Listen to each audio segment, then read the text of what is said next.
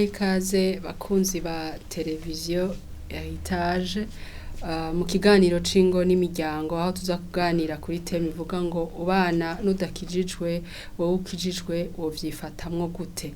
Ndanabashimiye cyane ko mwongeye kubana natwe mu kiganiro kandi ndizera ntakekeranya ko ibyo tuza kuganira biza kubagirira ikimazi kuko murabikeneye kandi niba hari umuntu muzi anabikeneye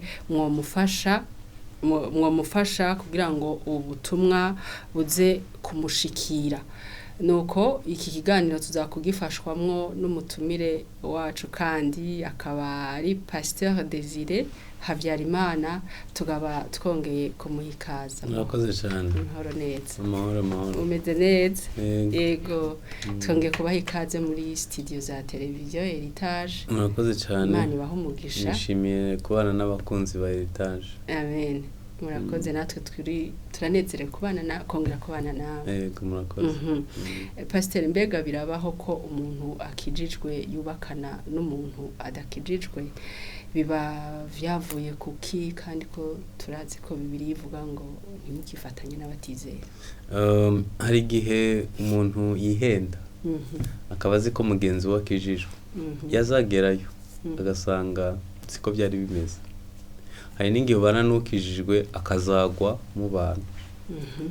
Hari n'igihe mwese mubana mudakijijwe, umwe akazagera igihe agakizwa. Izo mpamvu zitera kubana n'umuntu udakijijwe. Ariko nanone mbonera kuvuga ko ari undi mugwi w'abantu babana bakijijwe bose ariko bakaba bari mu rugendo rwo guhinduka ku ngeso. Ico gihe iyo tuvuza agakiza hari ubwiswa bwa mbere ko gutsindishirizwa ariko hari n'urugendo rwo guhinduka ku ngeso yewe kugeza igihe tuzambura imibiri. Rero kimwe mu bisenya ingo ni igihe mugenzi wari mu rugendo rwo guhinduka ingeso ze nyene zirakubangamira. Ibyo byose twabyita agakiza. Umuntu iyo mubanye n'umuntu akaba adakijijwe neza nkuko nyine Bibiliya iba ibivuga, bigenda gute mu rugo? Iyo ubanye n'umuntu udakijijwe mu rugo cyangwa se ari mu nzira yo guhinduka, mu rugo urabangamirwa. Wenda ntanga akarorero, ubana n'umuntu yikunda cyangwa ubana n'umuntu atwarira hejuru, umunyamujinya wa munyamahane, kandi mugenzi wacu yaragutegerejeho ni imvugo nziza, ni urukundo, n'umuntu ushira umuryango hamwe. Rero uko bigenda sinavuga ngo ni kwiza kubera ko mugenzi wacu yarategereje sicabona. None aba bantu uyu muntu akijijwe ni abantu babiri bakijijwe ariko ugasanga umwe agasanga yarihenze uwo yatwaye ntakijijwe neza. Hakaba n'urundi rugo rurimwo umuntu akijijwe umwe n'ubundi adakijijwe, yakijijwe yarashitse muri urwo rugo mugabo uwo wundi bari kumwe ntakijijwe. Aba bantu bahura n'ibibazo bimwe mu rugo. Ibibazo byo mu rugo rero birajya gusa. Reka ntanga akarorero Yesu yavuze ku nzu yubatse ku rutare n'inzu yubatse ku musenyi. Iyo urebye izi nzu zose zarasaga. Ibibazo byo mu rugo muri Amerika n'i Burayi no muri Afurika hafi byose bijya gusa. Itandukaniro ni rimwe. Icambere n'urufatiro wubakiyeho, icya kabiri ni uko mugenzi wawe yubatse imbere muri we. Ni ibibazo bigaruka ku mutungo, ni ibibazo bigaruka ku burere bw'abana, ni ibibazo bigaruka kuri infidelite, gucana inyuma kw'abashakanye, ni ibibazo bigaruka ku kubana n'imiryango yanyu, abo mu miryango baza kuba mu rugo, ni ibibazo bigaruka ku misengere. Ndavuga mu buryo bwo nyene gusenga kubaha Imana, cyangwa ibyo abantu bizera. Ibyo bibazo ni ku isi hose bikunda kugarukwaho. Rero biterwa nuko mugenzi wawe yubatse cyangwa se uko yiteguye kuzuza inshingano nk'umugabo cyangwa se umugore mu rugo. murakoze cyane none umuntu umupartenaire umwe akijijwe yo kwifata gute mu rugo mu gihe mugenzi batakijijwe iyo mugenzi wawe adakijijwe cyambere nsubira inyuma aho gato Paulo hari ikintu yavuze kuri mugenzi wawe udakijijwe yaravuze ngo umugore yizera yabanye n'umugabo atizera cyangwa se umugabo yizera yabanye n'umugore utizera agashima kugumana nawe hari ibihugu bimwe na bimwe iyo ukijijwe ahita avuga ati na Yesu wawe simbabone hano singushaka icyo gihe Bibiliya iravuga ngo ntabwo ubuhambiriwe kuri we uragenda ugatangira ubuzima bushasha ukiga kubaho wenyine Bibiliya irabyemera ko wahukana n'uwo muntu yego Bibiliya ivuga ko utabuhambiriwe kuri we kubera ko nyine nta gushakaho na Yesu wawe wizeye ubwo muba mupfuye ibyo mwizera hakutakaza Yesu uhitamo gutakaza uwo mu bantu kubera ko kandi si n'uruhare rwawe umugenzi wawe yabihisemo ko adashaka ko mu bantu ariko nanone Bibiliya ikavuga ngo niba ukijijwe nubwo yaba uwo mugenzi wawe akaba atakijijwe ariko agashima kugumana nawe ni byiza kuguma muri urwo rugo hanyuma ukarusenga hari ibintu nka bine by'ingenzi umuntu akwiye gukora icyambere ni ugusengera mugenzi wawe ariko nanone ukamusengera atumva kuko hari abanyamasengesho asenga akaba ameze nk'urimo kwidoga cyangwa kuregana ku Mana urareba uyu muntu yarananiye uzamucishe bugufi ugasenga ibintu wumva birimwo gutunga urutoke birimwo umujinya abamasengesho we nawe ntaco akora Imana ntiyakira ntabwo Imana ni nziza cyane n'urukundo ntabwo yakwakira amasengesho arimwo ugwango hari aho umuntu ngira bikora atari kumwanka ariko ari kubarusha yego hanyuma iyo barushe rero ni Yesu uruhura abundi bakajya no kwa muganga bakareba bakansara nibyo biruhura ariko iyo mugenzi wawe ataramurikirwa n'umuco wumva ntiwamutegereza kuruhuka azakuruhura ntiwamuruhukiraho mu gihe atarabisobanukirwa kuko nawe aba yumva ibyo arimo ari bwo burenganzira bwe rero icyambere ni ukumusengera ugasaba Imana umutima we kuko Imana niyo yashobora imitima y'abagabo n'imitima y'abagore ikayicisha bugufi ikavugana nabo mu rurimi bakumva icya kabiri cyo gukora ni ukumwamira imbuto izi mwemu n'iz'ikirundi zose iyo tuvuze imbuto z'ikirundi harimwo revaleur abantu bakiriye mu miryango yabo ni byiza kuba umupfasoni ugasengera buri kimwe cyose ukagerageza nyine ko atakubonaho amakosa kuko rimwe na rimwe hari igihe bibuza abagenzi bacu gukizwa ari imyitwarire yacu hano Bibiliya iravuga ngo mugire ingeso nziza hagati y'abatizera ngo nubwo baba bavuga nabi nk'abakora ibibi nibabona imirimo yanyu myiza bazahimbaza data wo mu ijuru hari igihe bagenzi bacu banga gukizwa kuko tubarusha intege nke amakosa dukora araruta cyane kure nayo bakora wenda yanakoza amakosa ariko uburyo ukominika ni uburyo butarimwo indero abagabo bakunda icubahiro none wamuhagaze hejuru wavugiye hejuru wamutunze intoke n'ibindi ibyo bintu nazo byihanganira kubera ko abagabo ntibihanganira umuntu yavugereye icubahiro cyabo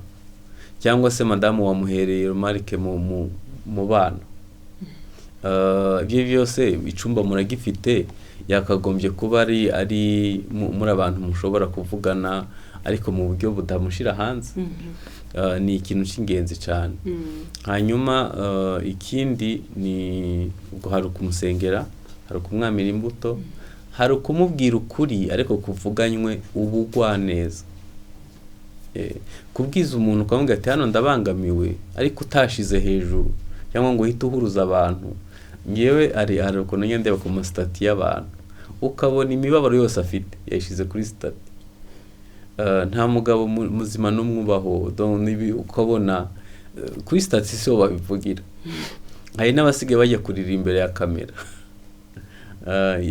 ibibazo bafite bakajya kubivugira ku macanozi ya YouTube ntabwo abanyamakuru n'abakansa sibyo. Nta nubwo ukwiye gufata ibanga ry'urugo ngo ujye kurishira imbere ya kamera, kuko YouTube ndizabona views ni byiza, ariko wibuke ko uteye ibikomere bazagukomokaho. Biriya ntabwo tuzaho Google ibibika. Kera bazajya abana bamenya ibibazo mwari mufitanye bibakomeretse, bagira amahitamwo mabi. Iki kintu cyo kwitondera. N'ibijya ari umukristo abikoraga basi. Nzaguhe links.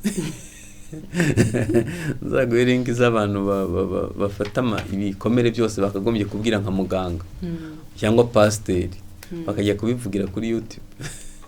Ni uburyo bubi bwo gukemura ibibazo. Hanyuma icyanyuma ni ukumwihanganira kugeza ku mwuka wa nyuma uzahumeka, kubera ko nyine urugo si ukugerageza, ugiye kubaka, gerageza wihangane kugeza ku mwuka wawe nyuma uzahumeka. Ibyo bintu ni ingenzi, byagufasha gufasha mugenzi wawe udakijijwe. Ariko nanone hano hari ahantu naca akarongo. Hari igihe mu rugo, nubwo mvuze ngo kugeza ku mwuka wawe nyuma uzahumeka, hari igihe mu rugo haba harimo ihohoterwa ribabaza umubiri. Hari abagore benshi bagikubitwa, hari n'abagabo bagikubitwa, bakubitwa n'abagore. Yewe tujya twumva mu itangazamakuru n'abagabo bisha abagore babo, n'abagore bisha abagabo. Niba ubona hari ihohotera riganisha ku rupfu, hunga, kizwa n'amaguru. Shaka ukuntu wabimenyesha inzego zibifitiye ubushobozi. Reba ukuntu wamenyesha umuryango ko yazanye umupanga uri munsi y'uburiri. Kandi ikintu gitangaje, abagabo bica abagore babanza kubimubwira, kandi nzagutema, wa mugore we nzogutema. Niba amaze kubikumenyesha, gerageza nawe ubimenyesha abandi, kubera ko nyine nta mikino irimo, shitani abayinjiye. Ibintu nka bene n'ibyo ni ukugerageza kugira ubwenge. Paulo yavuze ngo nzosengesha impwemu yanjye, ariko nshiremo n'ubwenge nabwo. Ni ibintu by'ingenzi. Yego. Murakoze cyane Pastor Mbega, iyo mu rugo hakijijwe umugore, uru rugo hariho ingo zibiri, hariho urugo rukijijwemo umugore, hariho urundi rukijijwemo umugabo. N'uruhe rugo rworoherwa cyane par rapport y'urundi? Urugo rukijijwemo umugabo ruroroherwa, kubera ko mu muco w'ikirundi umugabo banza afata decision nyinshi, abagifata ibyemezo. Kandi birasa nkaho mu muco wacu famiye akenshi ikunda kudepanda ku mugabo. Turi muri culture patriarcale. Rero kuba bimeze gutyo, umva umugabo akaba ari nawe yakijijwe, akaba nawe ufata ibyemezo bimwe na bimwe, byaba ku mutungo cyangwa se mu bindi, birasa nkaho byorosha intambara. Ariko nanone abagabo ntibabigira urwitwazo kuba wakijijwe. Ntushake ko abantu mu rugo bakizwa ku ngufu, donc bategeke ngo nimutajya gusengera aho nsengera nzabirukana. Ntabwo umugore agakiza, ntabwo dukora akazi kacu n'akampwemuyera wo kwemeza ibyaha. Mwemuyera niwe wenyene ushobora kwemeza umutima w'umuntu akemera ibyaha agakizwa. Iyo wabatwaye baba bana baba umugore gusenga ku itegeko, cyangwa umugabo yakijijwe ukavuga ati niwongera ubwo n'umugore yakijijwe ati niwongera gusoma ku nzoga tuzatandukana. Ahubwo gerageza umufashe mu bugwa neza, azayive hari we ubyibwirije cyangwa yagenderewe n'Imana. Ugerageze kumworohera muri urwo rugendo rw'agakiza. Rero urugo rworoherwa ntibaza ko ari umugabo. Umugore biramugora. Yego. None mwumva byoroshe kubaho mu rugo ari umupartenaire umwe akijijwe? Biroroha? Mwumva byoroshe? Ngewe ndabizi ko bigoye. Nagira ngo mbwire abagore bafite abagabo badakijijwe. Umugabo akabanywa itabi, akabanywa n'inzoga, kandi akagusaba ko mukorana bya bindi, n'icumba cyose gimota inzoga. Vraiment ndakubaha. Uri umuntu ukomeye cyane, kuko ngiye hari ibyo ntashobora. nabyo nashobora rero niyo mpamvu Imana itabikugeregeresheje Imana abakibirimo ndabasengera kugira ngo ubuntu bw'Imana bubane nabo.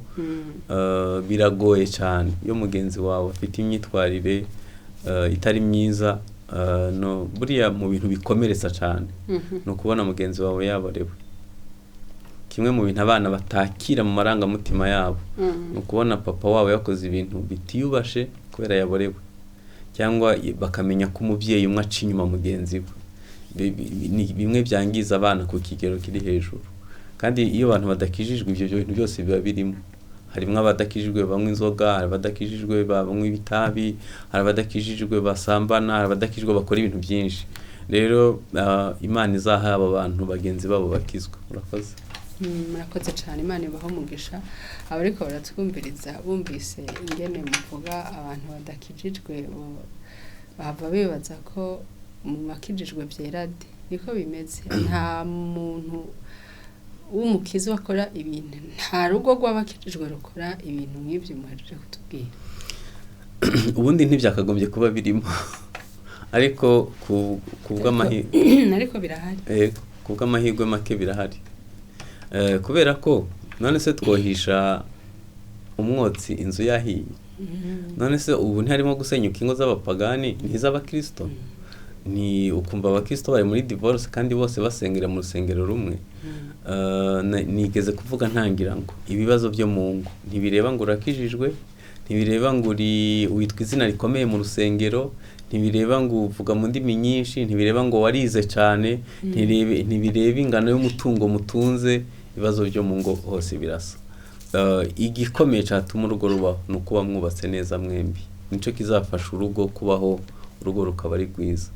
Rero abakijijwe bari muri cya gice twavuze cyo guhinduka ku ngeso. Uzandebere ingo ziri munsi y'imyaka 5 nyinshi zirasenyuka kubera ko guhuza ingeso biba byanze. Uburere mwahawe si bumwe. Hari ikintu kimwe abantu badukurikiye bakwiye kumenya. Iyo mfite imyaka 30 nkarongora, mbanzanye histoire, mateka kahise k'imyaka 30 ko mu muryango. Niba mu muryango wanyu harimo gusambana, kubandwa no guterekera, kubesha, kwikunda, ibyo bintu byose wahawe mu myaka 30. Mugenzi wa nawo muhuye afite imyaka 30, muhuje amateka y'imyaka 60. Ndebera uwakubwira ngo ugiye gushaka mu cumba kingana kinini, agashira akarundamwe ibintu akuzuza, agahita ashiramo nk'ikaramu akavuga ati jya kuyirondera. Byo korohera. Uzi ikintu gituma ingo zisenyuka, muba murimo kuvangura mwegezayo amateka mabi, ibyo ibikomere, ibintu byose kugira ngo muzagere ku kintu kizima cuzuye. Bafata umwanya munini. Donc niyo mpamvu kwa justing so bigorana. Niyo mpamvu kubaka urugo nyine bisaba kuba wicaye ukabuza icyo ugiye gukora. Yego.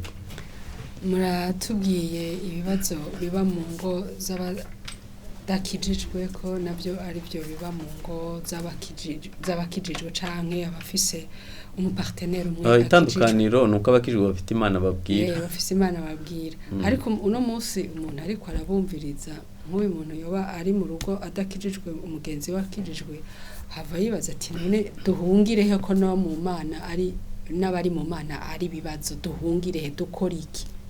Uwo muntu yumvira gutyo mwumufasha gute?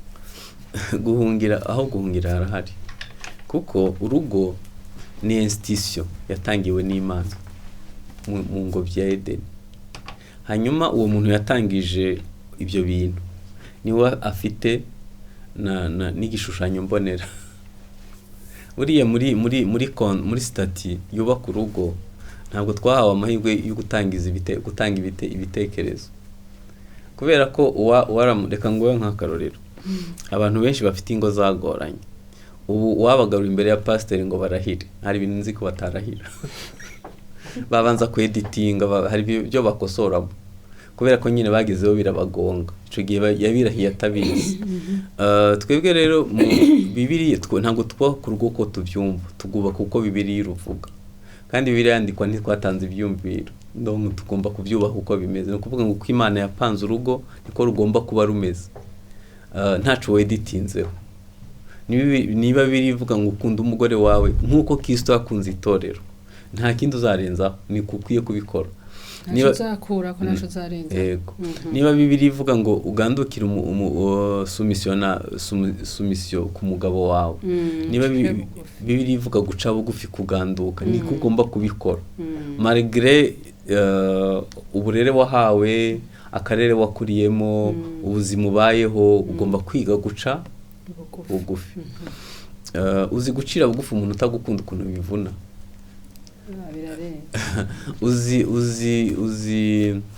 uzi gukunda umuntu utagucira bugufi ukuntu bigoranye rero ni nkuko bimeze ariko Kristo aradushoboza kugira ngo dukore ico bibiri dusaba hanyuma nasoza mbabwira ngo n'igihe mugenzi wawe atabishoboye umenye ko ari Imana ikurikirana iby'urugo hafi gerageza uyisaba imbaraga izagushoboza kandi bizagenda neza murakoze cyane Pastor turamaze kubona ingorane abubakanye batizera bose bagira ni ikihe kintu nyamukuru canke n'izihe mfashanyo mwotekerera uno munsi abajene bariko baratwumviriza kugira ngo ntibazogwe muri uwo mutego abandi baguyemo urakoze ico nabwira abajene badukurikiye ntibihutire kubaka ahubwo bihutire kwiyubaka imbere muri bo kuko urugo ugubaka uko batse imbere muri wowe mbe kwiyubaka mushatse kuvuga no kwiyubaka mu mpemu ubugingo n'umubiri reka mbyoroshye mvuge mu magambo yoroshe niba utabasha kwihangana ibikugerageza uri umusore uzabishobora wabaye umugabo niba utazi kwizigama ugasevinga udufaranga dukeya byivuza ngo umenye ukuntu ukoresha amafaranga uzabimenya uko wagize mu rugo niba wikunda kuri ubu ukiri utarashaka kugira ngo nugira mu rugo bizakosoreka ugerageze kwiga guhinduka ku ngeso wige communication hakiri kare gerageza kwimenyereza uko abantu babana n'abandi gerageza kumenya uko bakoresha umutungo bana n'Imana hakiri kare gerageza gusaba Imana mbese ibyo bintu byose ubyitoze hakiri kare nico nabwira urubyiruko rudukurikiye ikibazo Imana ntitanga urugo rubi ntitanga n'umunsi mubi nta n'umwaka mubi Imana itanga abantu nibo babigira bibi hari igihe umuntu akubwira ngo ngiye urugo rwa mbere rubi nuko urugo rurarengana urugo rurinete ahubwo rwubatswe n'umugore mubi n'umugabo mubi gerageza rero wiyubake hakiri kare ube wubatse neza bizagufasha kubaka urugo mbere yuko turangiza ntaho usanga we wiyubatse neza muri wewe nyene ukaba wubatse neza mugabo ugasanga urugo ntirugenze neza ntibishoboka yego birashoboka cyane ariko reka nkubwire inyungu zabyo iyo wubatse neza muri wowe uba ufite room yo kwihanganira mugenzi wawe nase wagira ngo banyogukuru bo ntibageragejwe na basogokuru ahubwo bari bafite umutima wo kwisakrifya kugira ngo urugo rubeho uzi ikintu kibabaje abajene bacu dufite ubu ntiyiteguye gutanga ikiguzi na gitoya ngo urugo rwe rubeho bisabwa gutanga ikiguzi kugira rubeho neza none se niba ushatse umuntu utazi guteka kandi ukunda kurya neza ntibizasaba kwigomwa nawe ukajya mu gikoni ukabimwigisha abarundi niba udashobora kwisaka niba umuntu wawe wenda atakominika gerageza ufate telefone umwandikire message saa sita waramutse umerewe gute wabonye ifunguro ryoherwe ubimwigishe kugeza igihe azobimenya ko biri ngombwa ngewe kera hari inshuti yanjye bambwiye ngo ntagira ubuntu ari Imana sikintu nakoze nahise mobiliza abantu nk'icumi tukajya tumupfunyikira akadoburi dimanche uzi ko bari bazi gutanga kuruta abandi rero hari ukuntu ushobora kwigisha umuntu mudashwanya mukabimwigisha buhoro kugeza igihe azobimenya kimwe mu bintu bisenya ingo ni ukugenda witeguye guhabwa umwana w'umuntu ntabwo yaje gukorerwa yaje gukorera abandi hanyuma ukamenya ko utagomba kuba umutegetsi utagomba gutegeka abantu ibyo bakora ahubwo ugomba kuja imbere bakakureberaho nibwo buyobozi bwiza ukavuga ukungenje abariko nawe uzajya ugenza kandi ibyo ubyigisha umuntu utabimutegetse mutabishwaniye gahoro gahoro iyo mbuto umubivyemo ukazagererwa kwa isaruro murakoze cyane Pastor umwami Yesu abaho umugisha turabashimiye cyane kukuntu mwitanze Imana ibahembere amen Yesu abaho umugisha nuko bakunze ba televiziyo heritage kiganiro cacu kirarangiye ariko sinorangiza ntabibukije ikintu pastor ahejeje kubabwira mwebwe bajene mugi riko murarondera kubaka ingo zanyu ko mwo kwiyubaka imbere ya byose mwobanza kwiyubaka mu mpwemu mu mubiri no mu bugingo umwami Yesu abahezagire naho ubutaha kuwa kabiri nk'aya mango Imana yo mu ijuru ibubakire ingo nziza